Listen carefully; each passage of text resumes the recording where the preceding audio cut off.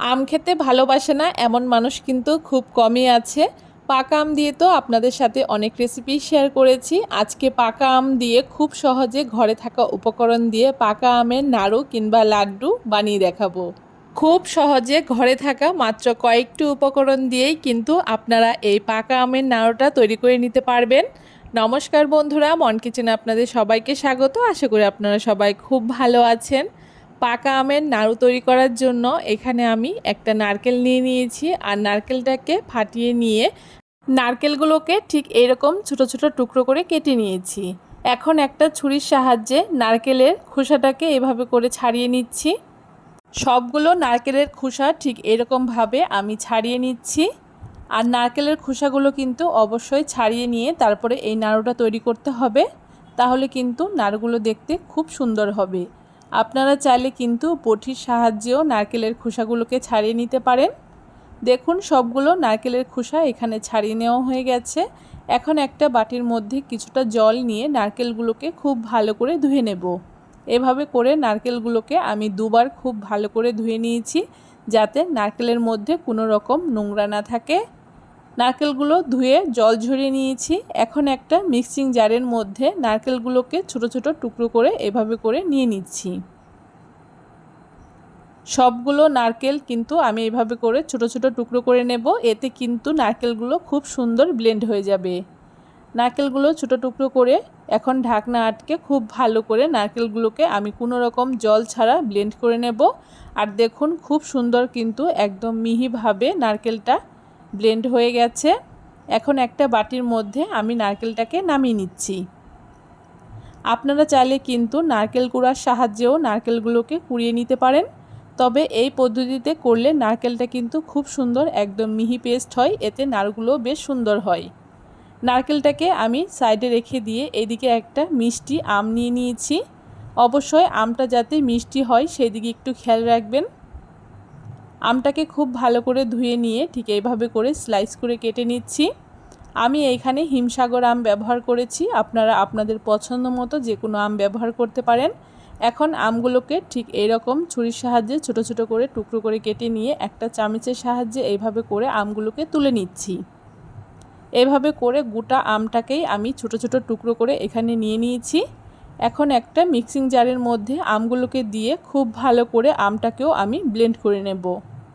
খুব ভালো করে আমটাকে পেস্ট করে নিয়েছি, আর আমের পাল্পটা খুব ভালো মতো আমার তৈরি হয়ে গেছে, কোনো রকম দানা ভাব নেই। এখন বাটির মধ্যে আমের পাল্পটাকে আমি ঢেলে নিচ্ছি।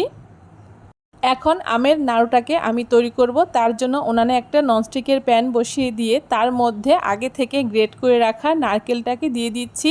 তার সাথে হাফ বাটি মতো গুঁড়ো দুধ দিয়ে দিচ্ছি। গুঁড়ো দুধটা অবশ্যই অপশনাল, তবে গুঁড়ো দুধটা দিলে কিন্তু এই নাড়ুটা খেতে ভীষণ ভালো হয়। তার সাথে পেস্ট করে রাখা আমের পাল্পটাকে দিয়ে দিয়েছি, আর দুটো এলাচের থেকে দানা বের করে এলাচের দানাগুলোকে গুঁড়ো করে আমি এখানে এলাচের গুঁড়োটাকে দিয়ে দিয়েছি।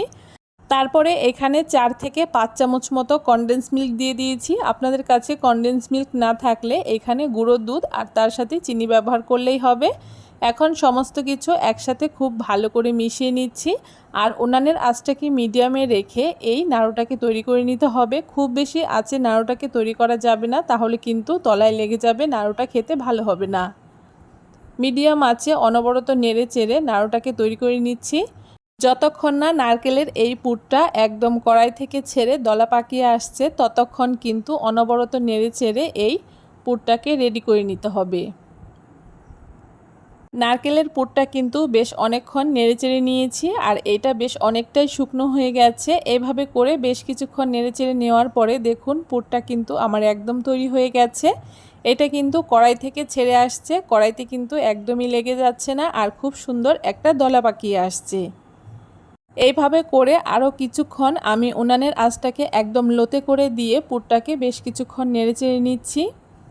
পুরটা আমার রেডি হয়ে গেছে। এখন পুরটাকে আমি একটা প্লেটের মধ্যে তুলে নিচ্ছি।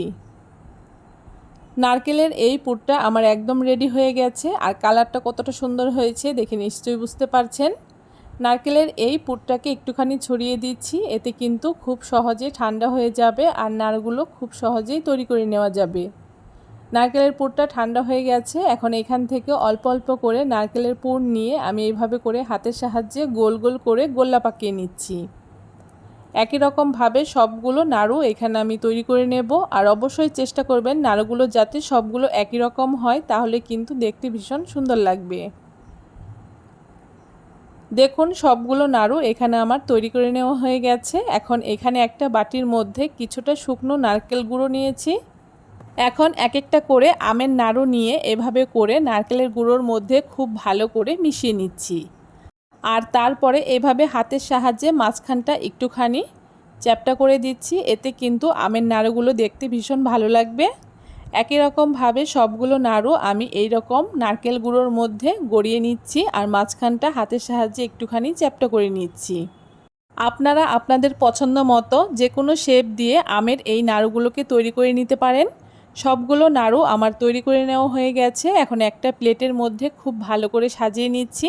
আর দেখতে ভালো লাগার জন্য উপর থেকে একটুখানি পেস্তা গুঁড়ো এভাবে করে আমি মাঝখানে দিয়ে দিচ্ছি। এতে কিন্তু আমের নাড়ুগুলো দেখতে আরও বেশি ভালো লাগবে। আপনারাও কিন্তু খুব সহজে এই আমের নাড়ুগুলো তৈরি করে নিতে পারেন। আমের এই নাড়ুগুলো দেখতে যেমন সুন্দর হয়েছে, বানানো কিন্তু ভীষণই সহজ। কেমন লাগলো আজকে খুব সহজ পদ্ধতিতে দারুণ সুন্দর আমের এই নাড়ুর রেসিপি অবশ্যই কমেন্ট করে জানাতে ভুলবেন না। ভিডিওটা যদি ভালো লেগে থাকে অবশ্যই সবার সাথে বেশি বেশি করে শেয়ার করে দেবেন। আর আমার চ্যানেলে যদি নতুন বন্ধু হয়ে থাকেন অবশ্যই আমার চ্যানেলটাকে সাবস্ক্রাইব করে দিয়ে পাশে থাকা বেল আইকনটি প্রেস করে বন্ধু হয়ে আমার পাশে থাকবেন।